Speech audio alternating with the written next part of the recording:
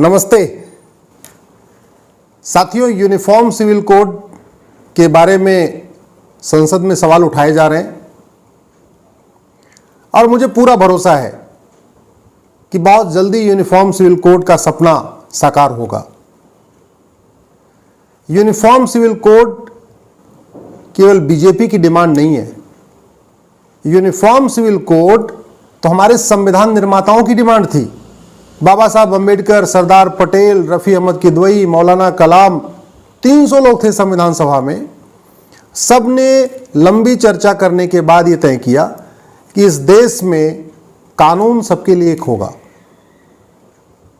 चोरी करने पे भी सजा मिलेगी उतनी, और सिविल राइट भी सबके लिए समान होगा। यानी क्रिमिनल लॉ और सिविल लॉ दोनों सबके लिए एक जैसा होगा। दुर्भाग्यवश हम 75वीं वर्षगांठ मना रहे हैं, लेकिन आज तक हमारे पास कॉमन सिविल कोड नहीं है, यूनिफॉर्म सिविल कोड नहीं है। यह संविधान जब बनाया जा रहा था, पूरी चर्चा हुई। 23 नवंबर 1948 को संविधान सभा से कॉमन सिविल कोड यानी आर्टिकल 44 पास हुआ था। आर्टिकल 44 कहता क्या है? यह कहता है कि शादी विवाह की उम्र सबकी एक समान होनी चाहिए। लड़का हो या लड़की, हिंदू हो या मुसलमान, पारसी हो या ईसाई, सबके लिए एक समान होना चाहिए। इसमें क्या बुराई है? इसमें क्या दिक्कत है? मजहब का, कहां से मजहब का मामला आ गया है? भाई सब, अगर शादी की उम्र सबकी 21 साल होगी या 20 साल होगी, सबकी बेटियां पढ़ेंगी, सबकी बेटियां आगे बढ़ेंगी। लेकिन हो क्या रहा है? हिंदुओं में लड़की की शादी की उम्र 18 साल, जो न्यूनतम एज है, मिनिमम एज जो है, लड़के के 21 साल। पहली बात तो यह भी कोई ठीक नहीं है। किस लिए लड़के और लड़की में भेदभाव करना? शादी की उम्र 20 साल हो या 21 साल हो या 18 साल हो, जो भी हो, लड़के लड़की की बराबर होनी चाहिए। दूसरा, मुस्लिम्स में केवल 9 साल। अब जरा आप सोचिए कि 9 साल में मुस्लिम्स की बेटी क्या शादी के लिए योग्य हो जाएगी? हिंदू की बेटी शादी के लिए 18 साल में योग्य होगी और मुस्लिम की बेटी 9 साल में योग्य हो जाएगी। क्यों भाई? वो कोई अलग से हवा लेती है, कोई अलग से पानी पीती है, कोई अलग से खाना खाती है। भारत में रहने वाले सब एक ही हवा ले रहे, एक ही पानी पी रहे, एक जैसा भोजन कर रहे। फिर ये शादी विवाह में इतना ज़्यादा डिफरेंस कैसे एज के अंदर? तो जब यूनिफॉर्म सिविल कोड होगा तो सबकी शादी विवाह की उम्र एक समान होगी। 18 होगी, 19 होगी, 20 होगी, 21 होगी, जो भी होगी वो तो पार्लियामेंट को तय करना है, लेकिन वो एक होगी। वैसे WHO कहता है कि शादी विवाह की उम्र मिनिमम 21 साल होनी चाहिए, क्योंकि 21 साल में लड़का हो या लड़की एक तो ग्रेजुएशन कर लेते हैं, उनकी पढ़ाई लगभग पूरी हो जाती है। दूसरा, वो फिजिकली मैच्योर होते हैं, मेंटली मैच्योर होते हैं, उनकी समझदारी ठीक हो जाती है। शादी विवाह के लिए जितनी मेंटल मैच्योरिटी है वो समय उनको ठीक हो जाती है। फाइनेंशियली भी लगभग इंडिपेंडेंट होने के काबिल हो जाते हैं। 21 साल में कोई क्लर्क बन जाता है, कोई सिपाही बन जाता है, कोई कुछ न कुछ, मतलब आदमी को नौकरी भी मिलने लगती है।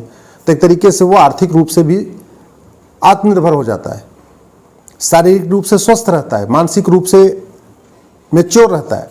इसलिए WHO कहता है 21 साल से पहले नहीं होनी चाहिए। दूसरा विषय, यूनिफॉर्म सिविल कोड आएगा तो सबका तलाक एक जैसे, एक तरीके से होगा। मौखिक होगा तो सबका मौखिक होगा, लिखित में होगा तो सबका लिखित में होगा। अभी क्या हो रखा है? अगर हिंदुओं को अपनी शादी तोड़ना है तो कोर्ट जाना पड़ेगा। दोनों पक्ष कोर्ट जाएंगे, वकील करेंगे, एप्लीकेशन मूव करेंगे, जज सुनवाई करेगा, 6 महीने बोलेगा भाई 6 महीने और सोचो विचारो, कूलिंग पीरियड उसको कहते हैं। 6 महीने सोचेंगे विचारेंगे, उसके बाद फिर तलाक होना है कि नहीं होना, जज अपना ऑर्डर पास करेंगे। लेकिन मुस्लिम्स में कोर्ट के जरिए तलाक होता ही नहीं है। आज भी मौखिक तलाक होता है। ट्रिपल तलाक भले खत्म हो गया, लेकिन तलाके हसन, तलाके सुन्नत और कितने तरीके के और तलाक हैं वो तो हो ही रहे, मौखिक रूप से होते हैं। तो कॉमन सिविल कोड का फायदा ये होगा कि सबका तलाक एक जैसे प्रोसीजर से होगा। तीसरा क्या होगा? तलाक का जो ग्राउंड होगा वो सबके लिए एक होगा। अभी तलाक का ग्राउंड अलग अलग है। किसी का यह है कि महिला बाज हो तो पति शादी तोड़ सकता है, किसी में यह है कि अगर पुरुष नपुंसक हो तो महिला शादी तोड़ सकती है।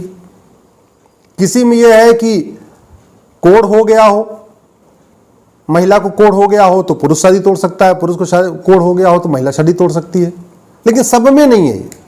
तो तलाक के ग्राउंड भी अलग अलग हैं, सबके लिए कॉमन नहीं है। हमारा यह कहना है कि जो भी 10 ग्राउंड, 15 ग्राउंड, 20 ग्राउंड, जो भी ग्राउंड है वो सबके लिए एक होना चाहिए। यही कॉमन सिविल कोड कहता है, यही यूनिफॉर्म सिविल कोड कहता है, यही भारत का संविधान कहता है। तो तीसरा फायदा ये होगा। इसके अलावा कॉमन सिविल कोड का जो सबसे बड़ा फायदा ये होगा कि सबको प्रॉपर्टी में इक्वल राइट हो जाएगा। अभी हिंदुओं में बेटे और बेटी में भेदभाव नहीं है प्रॉपर्टी के मामले में, पति और पत्नी में प्रॉपर्टी राइट में कोई भेदभाव नहीं है, लेकिन मुस्लिम में बहुत भेदभाव है। पत्नी को, बीबी को शौहर के बराबर नहीं कंसीडर किया जाता प्रॉपर्टी के मामले में।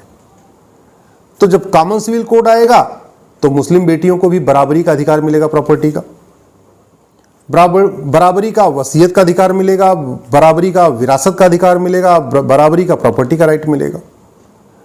इसी तरीके से गोद लेना, मान लीजिए हिंदू कपल हैं, बच्चे नहीं हुए, वो किसी को गोद ले सकते हैं और अपनी पूरी प्रॉपर्टी दे सकते हैं। मुस्लिम में ऐसा नहीं है। पहली बात तो गोद लेने के लिए उनकी प्रक्रिया नहीं है, शरिया में गोद लेना उनको अलाउ नहीं है, और अगर गोद ले भी सकते हैं तो उसको अपनी पूरी प्रॉपर्टी नहीं दे सकते। तो जब प्रॉपर्टी नहीं दे सकते तो कोई अपना बच्चा उनको गोद क्यों देगा? तो इसके कारण क्या होता है, पॉलीगैमी होती, बहुविवाह होता है। भाई जिसके पास अच्छी प्रॉपर्टी है वो गोद ले नहीं सकता, गोद ले सकता तो प्रॉपर्टी दे नहीं सकता, तो वो अपनी प्रॉपर्टी की हिफाजत के लिए दूसरी शादी करता है। अब बाई द वे अगर मान लीजिए कमी पुरुष में है, महिला में कमी हो समझ में आती है, मान लो पुरुष में कमी है तो 4 शादी कर लेगा, किसी से बच्चे नहीं होंगे, समस्या की ज्यों की त्यों रहेगी। तो जब कॉमन सिविल कोड होगा तो सबको गोद लेने का बराबर अधिकार होगा, सबको भरण पोषण का बराबर अधिकार होगा, सबको अपनी प्रॉपर्टी देने का भी अधिकार होगा। तो अगर आप पूरी तरीके से देखें तो कॉमन सिविल कोड का फायदा हिंदुओं को तो कोई बिल्कुल नहीं मिलने वाला, थोड़ा बहुत भले मिल जाए, क्योंकि हिंदुओं को पहले ही लगभग बेटी और बेटे को बराबर अधिकार मिल चुका है। कॉमन सिविल कोड का जो सबसे ज्यादा फायदा होगा वो मुस्लिम बेटियों को मिलेगा, मुस्लिम बहनों को मिलेगा, क्योंकि अभी उनको बराबरी का दर्जा नहीं मिला है बेटे के बराबर। बेटी को बेटे के बराबर दर्जा नहीं है, बीबी को शौहर के बराबर दर्जा नहीं है। तो कॉमन सिविल कोड का जो सबसे बड़ा फायदा होगा वो ही मुस्लिम्स को मिलेगा। उसके बाद पारसी को मिलेगा, पारसी में भी भेदभाव है बेटे और बेटी में। फिर क्रिश्चियंस को मिलेगा। सबसे लास्ट में कॉमन सिविल कोड का फायदा हिंदुओं को मिलेगा, वो भी बहुत थोड़ा सा मिलेगा। इतना फायदा होगा कि अभी बेटी की शादी की उम्र 18 है, बेटी की 21 है, मान लो 20 कर देंगे तो हिंदू बेटी की शादी की उम्र 2 साल बढ़ जाएगी। ये अंतर आएगा बस, और ज़्यादा कोई फायदा नहीं होना है। तलाक लेने की प्रक्रिया हिंदुओं में पहले से ही लिखित में होती है, मुस्लिम में नहीं है, तो फायदा इसलिए मुस्लिम्स को होगा। शादी विवाह की उम्र हिंदुओं में बेटियों को पहले 18 साल है, यानी 12वीं तो कर ही सकती हैं, मुस्लिम में 9 साल है, तो स्वाभाविक सी बात इसका फायदा भी सबसे ज़्यादा मुस्लिम बेटियों को मिलेगा। वो भी 12वीं कर पाएंगे, वो भी पढ़ेंगी, वो भी आगे बढ़ेंगी। गोद लेने का निकाह अधिकार उनको मिल जाएगा, तो वो भी गोद ले सकेंगी। जो उनके घर में एक सौतन आके बैठ जाती है वो बंद हो जाएगा। एक पति एक पत्नी का नियम सब पे लागू होगा, तो हिंदुओं में तो पहले से लागू है। फायदा किसको मिलेगा? मुस्लिम्स को, वहाँ पे 4 सौतन आ जाती हैं। इसी तरीके से विरासत का अधिकार, वसीयत का अधिकार, प्रॉपर्टी का अधिकार, गोद लेने का अधिकार, तलाक की प्रक्रिया, ये सब कॉमन होगी। तो इसका जो सबसे ज़्यादा फायदा मिलेगा मुस्लिम्स को। तो सवाल यह है कि फिर ये मुस्लिम विरोध क्यों करते हैं? देखिए, जो मुस्लिम्स को कॉमन सिविल कोड के बारे में नहीं पता उनको बरगलाया जा रहा है। बरगला कौन रहे हैं? कुछ एक मौलाना जिनको विदेशों से फंडिंग हो रही है इस बात के लिए कि महिला पुरुष को बराबरी का दर्जा न मिलने पाए। उनको बड़ी मात्रा में फंडिंग होती है, अलग अलग तरीके से होती है। वो आपको जो दिखते हैं ना थोड़े गरीब से, वास्तव में सब बड़ी बड़ी कारों पे चल रहे हैं, बड़ी लग्जरी गाड़ियां उन्होंने खरीद रखी है, फार्म हाउस खरीद रखे हैं, बड़े बड़े फ्लैट खरीद रखे हैं। उनको केवल और केवल भारत में अशांति फैलाने के लिए और संविधान को लागू न करने के लिए ही उनको फंडिंग हो रही है। उनकी कोशिश है कि किसी भी कीमत पे सेकुलरिज्म के नाम पे संविधान लागू न किया जाए, ये उनका एजेंडा है, वो अपना चला रहे हैं। तो जो इसका सबसे अच्छा तरीका यह है कि सबसे पहले कॉमन सिविल कोड का एक ड्राफ्ट पब्लिश कर दिया जाए। जैसे ही कॉमन सिविल कोड का एक ड्राफ्ट पब्लिश कर आ जाएगा, वेबसाइट पे आ जाएगा, तो इस पे जो डिबेट होगी वो कंक्रीट डिबेट होगी। अभी कॉमन सिविल कोड पे जो डिबेट होती है हवा में होती है। पादरी कॉमन सिविल कोड का अलग अर्थ निकालते हैं, मौलाना कॉमन सिविल कोड का अलग अर्थ निकालते हैं, सब अलग अलग, वामपंथी इसका अलग अर्थ निकालते हैं, समाजवादी इसका अलग अर्थ निकालते हैं, अखिलेश यादव इसका कुछ अलग बताते हैं, लालू यादव कुछ अलग बताते हैं। तो एक्चुअल में कॉमन सिविल कोड क्या है वो तभी जनता को समझ में आएगा जब कॉमन सिविल कोड का ड्राफ्ट सामने आएगा। और कॉमन सिविल कोड क्या है मैंने आपको बता दिया। 5 चीजें होगी। लड़के लड़की की शादी की उम्र बराबर हो जाएगी, तलाक लेने का आधार ग्राउंड एक हो जाएगा, तलाक लेने की प्रक्रिया सबकी एक हो जाएगी, एडॉप्शन गार्जियनशिप गोद लेने का तरीका, भरण पोषण का अधिकार सबको एक जैसा हो जाएगा, प्रॉपर्टी राइट, सक्सेशन इनहेरिटेंस विरासत का अधिकार, वसीयत का अधिकार, ये हो जाएगा। ये 5 चीजें होनी है। पार्लियामेंट में इस पे कई माननीय सांसदों ने मांग रखा है। उत्तराखंड के पुष्कर धामी जी ने भी कहा है कि हम इस पे काम करने जा रहे हैं। तो पहली बात तो आप इसको समझिए, कॉमन सिविल कोड केंद्र भी लागू कर सकता है, राज्य भी लागू कर सकते हैं। ये हमारे डायरेक्टिव प्रिंसिपल में, जो चीजें डायरेक्टिव प्रिंसिपल में होती है वो सेंटर भी कर सकता है, स्टेट भी कर सकता है। और कॉमन सिविल कोड कोई रॉकेट साइंस नहीं है। सारे डेवलप्ड कंट्रीज में कॉमन सिविल कोड है। सिंगापुर में है, अमेरिका में है, फ्रांस में है, जापान में है, यूके में है, जर्मनी में, हर देश में है, कोरिया में है, चाइना में है, हर देश में कॉमन सिविल कोड है। ये तो भारत में ही अपीजमेंट पॉलिटिक्स, तुष्टीकरण के कारण इसको लागू नहीं किया गया। जबकि कॉमन सिविल कोड के बारे में बाबा साहब अम्बेडकर कहते थे ये तो संविधान की आत्मा है। और आप जरा देखिए कि पूरा देश चल रहा है 75 साल से बिना आत्मा के ही चल रहा है। हमने आत्मा को लागू नहीं किया। बाबा साहब कहते थे कॉमन एजुकेशन और कॉमन सिविल कोड, ये 2 चीजें बड़ी इंपॉर्टेंट हैं हमारे देश के उत्थान के लिए। एक विषय ये आया कि भाई इसको इंप्लीमेंट कैसे करें। गोवा में कॉमन सिविल कोड शुरू से चल रहा है। जब से पुर्तगालियों का गोवा के ऊपर कब्जा हुआ था, पुर्तगालियों ने पहले, गोवा पुर्तगालियों के अंडर में था, तब से उन्होंने वहां पे कॉमन सिविल कोड लागू किया था। और आज भी गोवा में कॉमन सिविल कोड चल रहा है। तो ऐसा नहीं कि विदेशों में कॉमन सिविल कोड चल रहा है, भारत के अंदर गोवा में भी चल रहा है। और गोवा की अगर आप पॉपुलेशन देखें तो मुस्लिम भी अच्छी बड़ी संख्या में है, वहां क्रिश्चियन भी अच्छी खास बड़ी संख्या में है, और हिंदू भी है। इसके बावजूद हिंदू भी खुश हैं, क्रिश्चियन भी खुश हैं, मुस्लिम भी खुश हैं। तो जिस तरीके से गोवा में सब लोग खुश हैं कॉमन सिविल कोड से, उसी तरीके से जिस दिन पूरे देश में कॉमन सिविल कोड लागू हो जाएगा सब खुश रहेंगे। हाँ, दुकान बंद हो जाएगी। ये जो चिल्लाते रहते हैं, चीची पीपी करते रहते हैं ना, इनकी दुकान बंद हो जाएगी। तो मैं तो आग्रह भी करूंगा माननीय प्रधानमंत्री जी से कि इसी सत्र में कॉमन सिविल कोड का ड्राफ्ट पब्लिश करा दें, वेबसाइट पे डलवा दें। मेरी पीआईएल सुप्रीम कोर्ट में चल रही है, नहीं तो सुप्रीम कोर्ट में अपना जवाब दे दें, जो उनको ठीक लगे। वो तो कानून मंत्रालय को तय करना है कि कहाँ जवाब देना है। लेकिन अब इसमें देर नहीं करना चाहिए।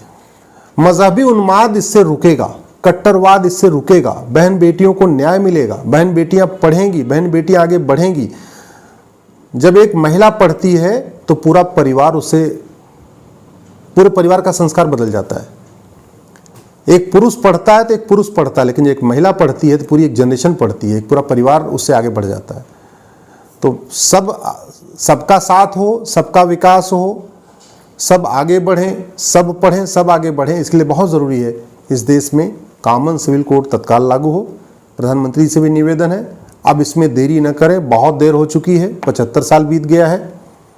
14 अप्रैल को बाबा साहब अम्बेडकर का जन्मदिन है और कॉमन सिविल कोड का ड्राफ्ट बाबा साहब अम्बेडकर के जन्मदिन पे अगर इसको हम सार्वजनिक करते हैं तो इससे बढ़िया कुछ हो ही नहीं सकता। मुझे पूरा भरोसा है कि आगामी 14 अप्रैल को बाबा साहब के जन्मदिन पे इस देश को एक कॉमन सिविल कोड का ड्राफ्ट जरूर मिल जाएगा, जिससे जो लोग भ्रमित कर रहे हैं, जो दिग्भ्रमित कर रहे हैं, जो कंफ्यूज कर रहे हैं, उनकी ज़बान बंद हो जाएगी, उनके मुंह पे ताला लग जाएगा। फिर किसी और दिन आपसे किसी अलग विषय पे बात करेंगे। मेरा आपसे आग्रह है कि इस वीडियो को अधिक से अधिक लोगों से शेयर करिए। आप खुद भी इस चैनल को सब्सक्राइब कर लीजिए, बेल आइकन प्रेस कर लीजिए और अपने दोस्तों को, अपने रिश्तेदारों को भी कहिए कि वो इस चैनल को अश्विनी उपाध्याय के नाम से है, इसको सब्सक्राइब कर लें, बेल आइकन को प्रेस कर लें, जिससे जब भी हम वीडियो डालें आपको रेगुलर मिलता रहेगा। मेरी कोशिश होगी कि पर डे सुबह एक वीडियो डालूं।